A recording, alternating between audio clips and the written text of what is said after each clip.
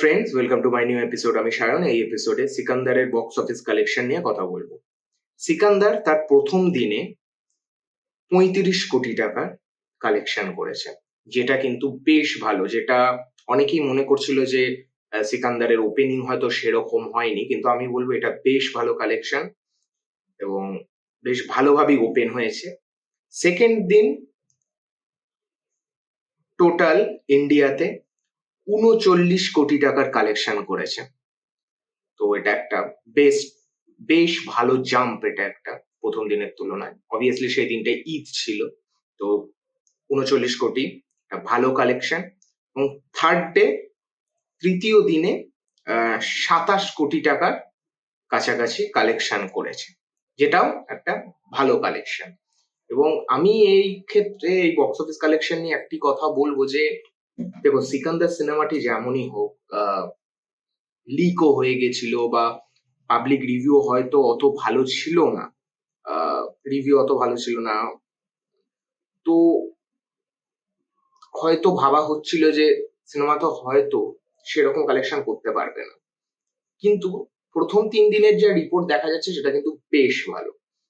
তো আমি এটা মনে করি যে এই ব্যাপারটা সালমান খানের মধ্যে আছে যে সিনেমার মধ্যে কন্টেন্ট ভালো হোক না হোক, কালেকশন করে নেওয়ার যে একটা, এই যে কালেকশনটা করতে পারছে, এই দমটা সালমান খানের মধ্যে আছে।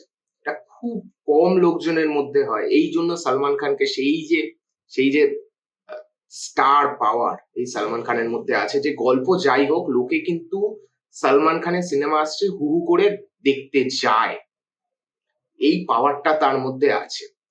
তো আমি একজন যারা সালমান খানের সিনেমা দেখে বড় হয়েছি, আমার কাছে একটা মনে হয় যে উনি যদি একটা ভালো স্ক্রিপ্ট পান, ভালো গল্প পান, ভালো ডিরেকশন পান, তাহলে সেই কালেকশনটা কি হবে। যদি একটা অ্যাভারেজ বিলো অ্যাভারেজ ছবি এইরকম কালেকশন করতে পারে, যেটা অন্য কোনো স্টারকে দিলে হয়তো সেই এই কালেকশনের কাছাকাছি যেত না, মুখ থুবড়ে পড়তো, এই কালেকশনটা করছে।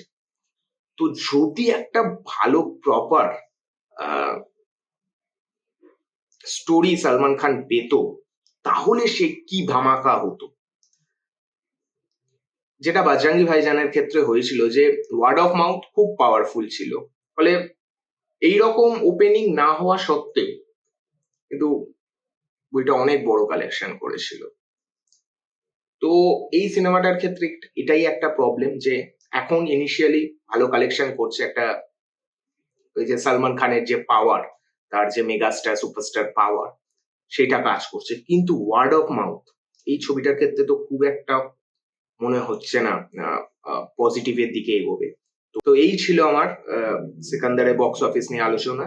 তো আপনাদের কি মতামত প্লিজ কমেন্ট করে জানাবেন, এবং ভিডিওটি যদি ভালো লেগে থাকে প্লিজ লাইক করবেন, শেয়ার করবেন, এবং চ্যানেল যদি নতুন হন প্লিজ সাবস্ক্রাইব করবেন। দেখা হচ্ছে নেক্সট ভিডিওতে। Bye bye.